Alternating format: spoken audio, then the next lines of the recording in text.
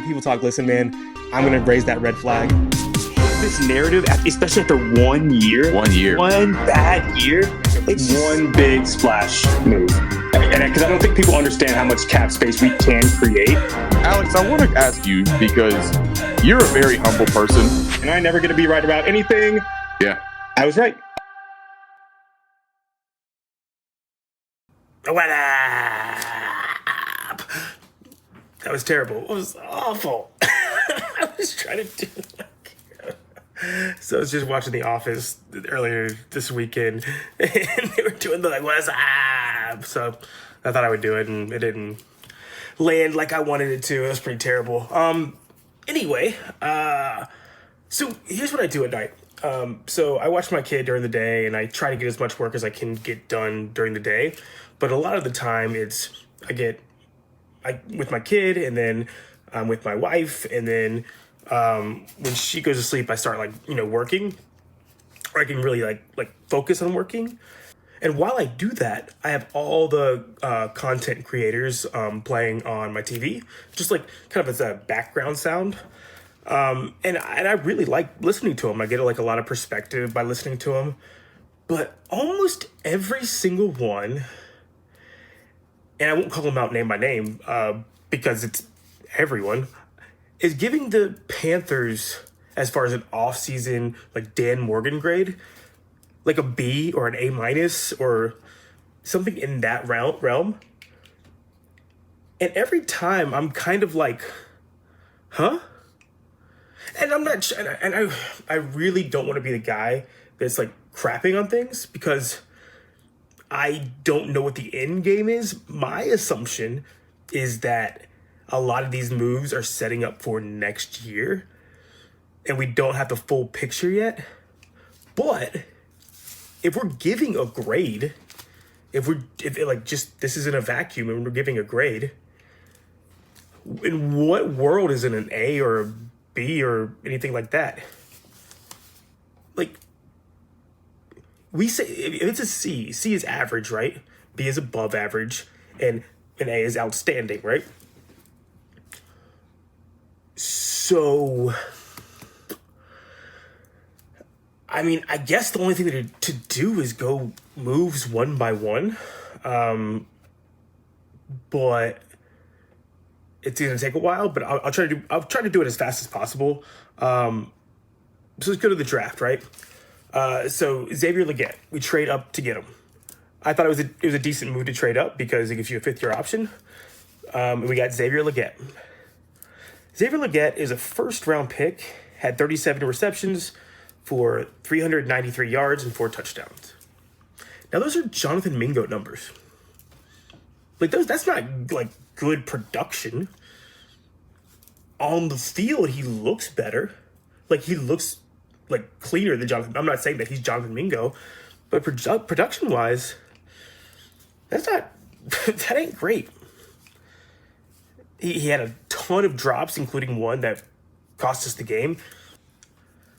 Let me, and this is what's so wild, is that we we stick to a narrative because of how we're feeling instead of doing it based on what actually is happening. So we saw Jonathan Mingo go 43 receptions for 418 yards and no touchdowns. Awful. Terrible rookie season. We saw Quentin Johnston last year go for 38 catches for 431 yards and 2 touchdowns. Man, he looks like a bust. Xavier Legette, 37 receptions for 393 yards and 4 touchdowns. Hey, Morgan, that's an A, B draft. Why? PFF gave the Panthers just for their first round pick a C+. And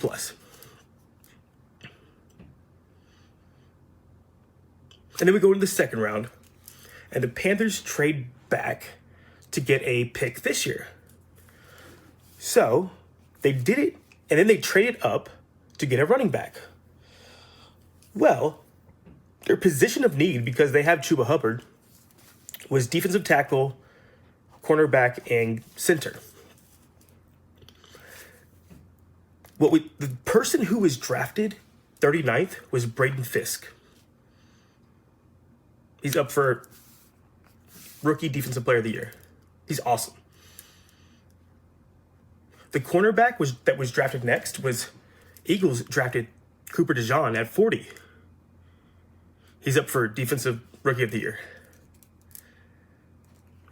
Zach Frazier was drafted at 51 by the Steelers.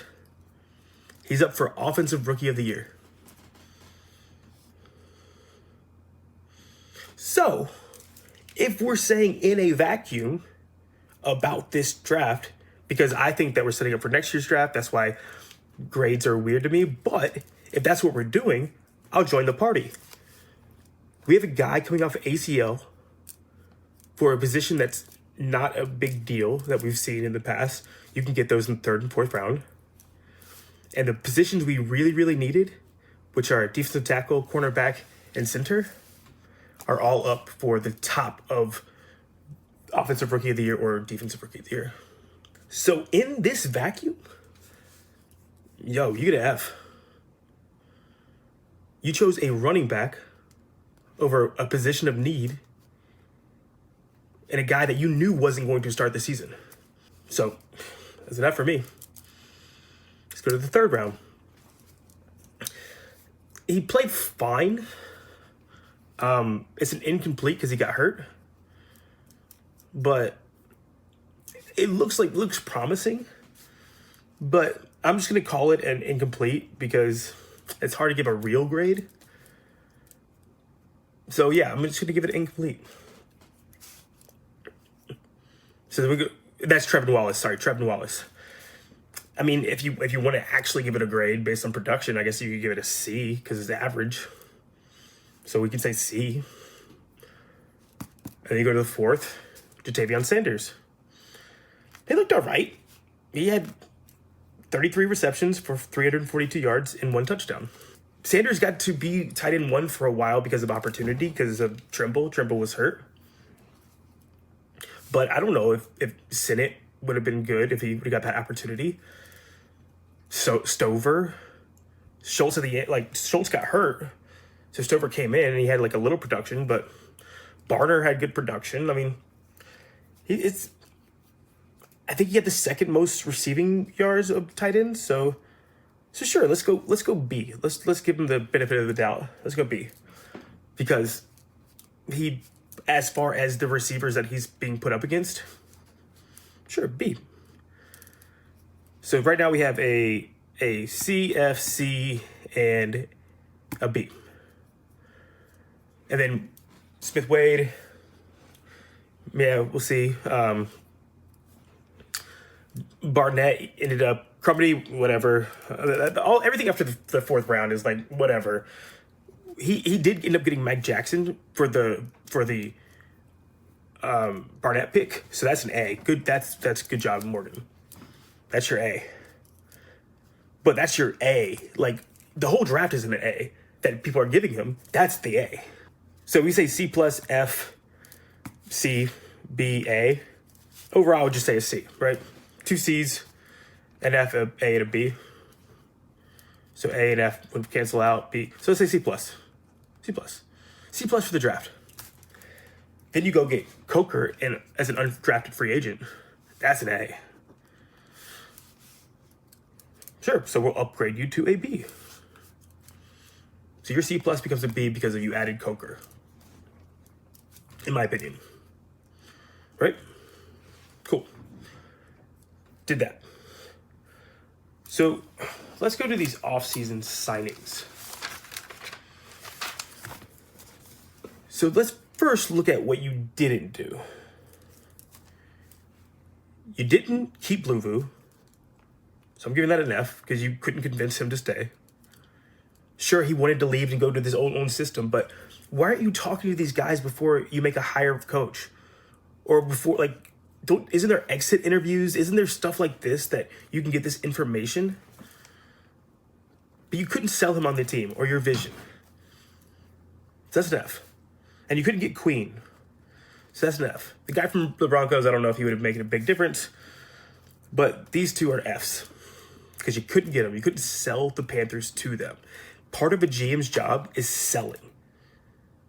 You have buyers, as far as people that you want to invest in your company, which is your players and your fans. And if they're not investing in your company, then that's an F. The Brian Burns trade, I said it in the last video, I thought was a good trade. I thought you got the best value you possibly could. And if you do something for the best you possibly could do it, you get an A. Right? There's no mean you don't get better than that. I mean, we could split hairs and say, you could have kept him or whatever, but he didn't want to be here. He should have been here. It was a weird situation. Whatever. You extend Derek Brown, A.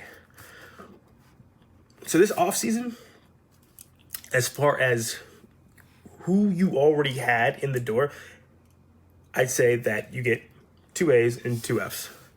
So you got a C overall for the offseason with your current players, right? So now, let's go to just the main people we gave money to. Like, I'm not going to count Chase on because he got like $1 million something. Like, he's a minimum player. So we got Hunt, who I believe is a Pro Bowler. I know he's an alternate, but I think he might have gotten put up into the Pro Bowl. I have to look at that, but that was a good signing. So you get A. Lewis, not as strong, but he solidified the offensive line. But I don't know. I think that might have been a kind of an overpay, but it was still good. But A is outstanding, B is above average, C is average. So I'm gonna give Lewis a B. Jewel, great. I posted a tweet. He missed 5 games. And the 5 games he didn't play, the Panthers averaged 40 points against. 4-0. And the games that he did play, they averaged 27.8, which still isn't good. But you're saying that that one player on defense is worth 12.2 points? And people aren't talking about that. That's an A. Fuller, he's losing his job to Richardson. I mean, that's an F. Like, that was a bad move. Clowney, average, I would say. This is C. Want him? C.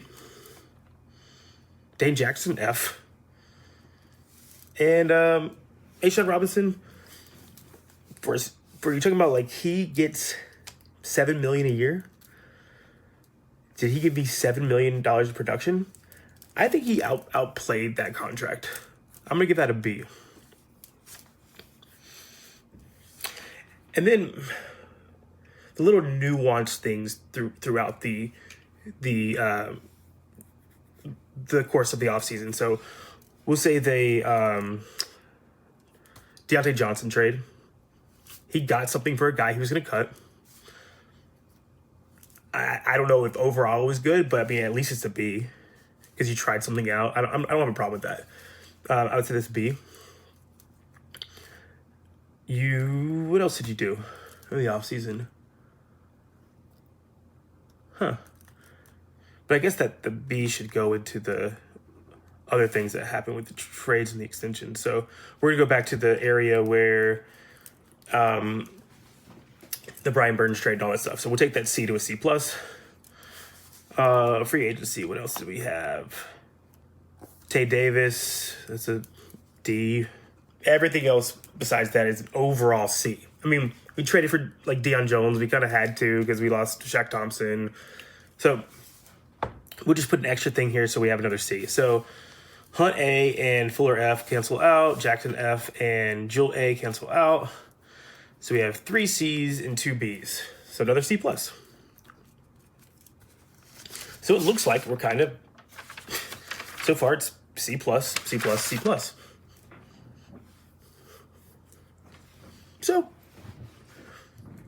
if I go by that, if I'm looking in a vacuum, which everybody else seems to be doing, I don't think I need to go any further. Like, I don't want to like dwell on this. I'm going to tell you what I think. I think that all these signs point that we're looking to 2026. Why do I think that? One, we get XL, who I consider a project player, a developmental player with that, just kind of like DK was, who has a ton of talent, and he's not going to be ready year one. 2026. You trade back to get another pick in the second round in 2026. You're looking to 2026. You sign a running back who you know is not going to start at the season. Looking at 2026. And that's about the Wallace and like those are good picks, but I don't think that those point signs to 2026. But you're showing that you're looking to 2026 just in that little bit of picks. You get an extra year for Excel. That means that you would have had 4 years, but now you're saying I got like a developmental year and then 4 years because you have the 5th year option. Then you don't cut these older guys that could kind of hurt your dead cap, because then we have to fill that roster with somebody else you use the players that you would have dead cap on anyways. So you kept Thielen and you kept Sanders. So it feels like you're having them play out the contract so it doesn't affect 2026 cap. So it looks like you're playing for thin. You don't extend Deontay Johnson. He's kind of like a tryout player for you, in your opinion. I don't know if that's a good idea, but that's kind of what, in my mind, that you're doing. A lot of these contracts are, I can get off of you in a year. Let's bring in Wanham on a 2-year deal. That way I can keep him if he's good. And if not, I can get off of him. Jackson's on a 2-year deal. If it doesn't work out, I can get off of him. Fuller's on a 1-year deal. Doesn't work out, I can get off of him. So you're everything's sort of kind of a tryout, except for the guys that you feel very confident in. A'Shaun Robinson, 3-year deal. Hunt, 5-year deal. Lewis, 4-year deal. Jewell, 3-year deal. And to his credit, all his long-term contracts feels like he kind of hit on. So if I give him an overall grade that nobody's doing just for this offseason, it's an incomplete. I don't know what he's going to do. But it's obvious that he's playing for 2026 to me. So let me go on the in-season weirdness. Because I don't think people are breaking it down enough to how weird it is. So let me go with like what Tepper is the CEO of a hedge fund, right? I used to work for a hedge fund. So Tepper's the CEO. So below the CEO is the chief operations officer that oversees, he's basically the chief of staff, I guess, to the CEO. So that's Dan Morgan. So he basically says that, hey man, you were our, let's say, managing director of below Fitterer, and you're telling me that you would have done things differently, and these are the things that you would have done. So I'm gonna let Fitterer go, who was your boss, and give you a shot, right? And Morgan says, yeah, I definitely can do it. So Morgan is the chief operations officer, so he has to hire someone who's beneath him. So who's beneath him is the head coach. So when you're a hedge fund, there's different kind of funds. You can be public equity, private equity, macro. So say we're a macro fund, and we are concentrating right now in equities and cryptocurrency, right? So cryptocurrency needs the most help, right? Because we're saying that the defense was okay last year and the offense was horrendous. So the crypto, who's the offense, needs the most help. So I'm going to find someone who's really, really good at crypto to be my master portfolio manager. So I go out and get Canales because he is fantastic at crypto. And he says, I got this guy from Carnegie Mellon who is valedictorian. He wrote a thesis on crypto. He just has all this talent and he's so smart. And I want him to develop this guy. So that's why I'm going to hire this guy. And he's going to hire like somebody that runs crypto as well. But me as a portfolio manager, I'm going to take care of that because our portfolio manager underneath equities, or that leads equities, he's fine. And then Tepper says, okay, well, we need to make some hires because we fired a lot of people. Bozeman, Hurst, Hayden Hurst, Bell, like we got rid of a lot of players. So we need to hire. And I'm going to give you the same amount of money for both sides of crypto and equities to hire. So Morgan's like, I only really need like 2 amazing people in crypto. Like I don't need to hire a bunch of people. But for equities, I need to hire a bunch of people. So I'm just going to take that same money and get, a bunch of people. So you hire Hunt and you hire Lewis and then Clowney, Wanham, Jewel, Fuller, Dane Jackson, blah, blah, blah, right? So then both sides, the market starts to tank on. So Tepper as the CEO is like, yo, what's up? Both sides. You guys are both failing. Dan Morgan, what's up? Well, you know that guy that you got us from Carnegie Mellon, that like top of his class. He's just not ready. He's kind of like messing things up. So I'm gonna get this guy from they used to be really good, and he's kind of older now, but he sort of gets it. And Tepper's like, okay, so what's that guy gonna do? He's gonna learn. Okay. But what about this other side? What about equities? Oh, it's fine. We had some guys go on paternity leave, so like our best like equity guy, Brown, and our like our 4th best equity guy, Thompson. They are in paternity leave, so they're not gonna be able to help. Okay, so you're gonna get somebody else? No. Maybe this guy, Deion Jones. Maybe he might be able to come help us. Oh, okay. But you're fine, right? Because you're making this big decision on the crypto side that you're like this guy that I got from Carnegie Mellon isn't good enough, but you're just not going to do anything about this side?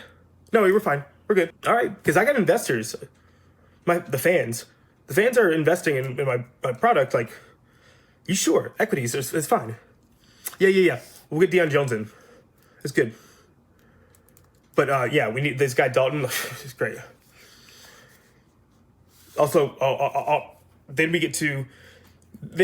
Dalton comes in and the stock price doesn't go up, it doesn't go down, so it's kind of just shifts. And equities is still dropping. And then the Washington game happens. And then both drop like a rock even more. And if you're Tepper, you're like, guys, what is going on? We are the worst. We are the worst at equities that's ever been. This is the biggest drop in a year we've ever had. I have investors. I have people that are asking me questions. Oh, no, we're good. Are you gonna bring back the Carnegie Mellon guy? Like he's super smart. Like he's really, really smart. That's why we hired him. We're paying him a lot of money. No, I'm good. The guy we brought in to replace him, he got in a car wreck, so we actually have to use him. Okay. Sounds good. Crypto starts shooting up through the roof. Wait, so why did... You told me this guy wasn't ready. And why were you still using that guy? But what's going on? All's well that ends well. Look how great our crypto is doing. Okay. Well, what about the equity side that's crashing, the biggest loss we've ever had ever. It'll be okay. We'll be better next year. Okay, well, why aren't you? I gave you all this money to spend for them. Well, we had those guys go on paternity leave. It's like, yeah, all these other hedge funds had guys go on paternity leave. You're not the only what? Couldn't you get somebody to replace him? Well, but next year's gonna be better. Just tell the investors that next year's gonna be better. Okay, what? That doesn't make. See how it doesn't make sense? Like, you have one side of the business like crashing. You have the other side of the business crashing, and then you did what you were supposed to do before anyways, and that side started going up. And you would think that the master portfolio manager would be like, okay, well, crypto's going up. Let me jump over on the equity side, just like make sure, see where I can help. But because this is the worst crash in the history. This is 2008 housing market crash. This is how bad it is. No. Dave Morgan's like, no, it's good. We're good. It's fine. We'll be better next year. Huh? Okay, well, so we had this chief operations officer that watched over this whole crash for 18 weeks. And then we had the managing director of equities allowing this to crash for 18 weeks without doing anything. And we just are cool. We're good. Because we'll be better next year. That would never, ever, ever, ever, ever happen. So this whole situation, the fact that nothing happened, you traded for Deion Jones, Sports Info and Solutions there's a bunch of things that rank how your injuries and like how good of the player you lost on injuries. There's a WAR for PFF. There's adjusted games missed. They all kind of say the same thing, but I'm going to use the Sports Info and Solutions because I think it's the easiest to understand. They do net points for injuries lost. That makes sense. So, like the Lions, where they had the most injuries by far in defense, and they lost 13 points per game on defense because of injuries, right? They calculated through all these like measurables, and it comes out to 13 points per game. So if they allow 24 points a game, it would be 11 if everybody was healthy, right? So the Lions by far had the most injuries. And they had Davenport miss 15 games. They had Hutchinson miss 12. They had Rodriguez miss 7. They were just hammered by injuries. You know what they went and did? They went and signed, or they went and traded for Zadarius Smith. Like they tried, they did something, and they made it to the playoffs. They got the number 1 seed. They were the 12th best defense, points against, being the number 1 most injured team by a mile. The number 2 was the Raiders. They lost Wilkins, who might be the best defensive tackle in the league. Who knows? I mean, they're all kind of up there. Chris Jones is probably number 1, but they're all up there. Crosby's on end of the year on IR. Epps missed 14 games. They were the number 2 most injured team. And then tied for 3rd was the Panthers, the Cowboys, and the Titans. So Lions lost 13 points per game. Raiders lost 8 points per game. And the Panthers lost 7. Now, the Cowboys lost Bland for 10 games. Trayvon Diggs ended on IR, missed 6 games. Dexter Lawrence missed 13 games. Parsons missed 4 games. Overshow missed 5. Like they had a lot of injuries too. I mean, if the Panthers had all their guys and no one else had injuries, and we're going by this data, they would have finished the year 25th in points against. But everyone had injuries. We had 4 more points against per game than the next person. As the Cowboys, who had the exact same by Sports Info and Solutions metrics amount of injuries. But they weren't the worst defense of all time. The Titans had the same. They weren't the worst defense of all time. The Lions doubled our injuries and had the 12th best defense in the league. Gotta stop making excuses. Because he used the same amount of cap on both sides of the ball. And the offense was awful last year, and it got fixed. Same amount of cap. And if you want to say, oh yeah, but they were healthy. No, they weren't. Like Thielen missed 9 games. Corbett missed the entire year, just like Derek Brown. So you're talking about the center and the defensive tackle like go up against each other. They both missed the whole year, basically. You got Jonathan Brooks that barely ever played. Coker missed 6 games. Everybody on the offensive line missed at least a game. Like, Miles Sanders missed 5. Like, everybody on the offense got hurt. Except for Bryce.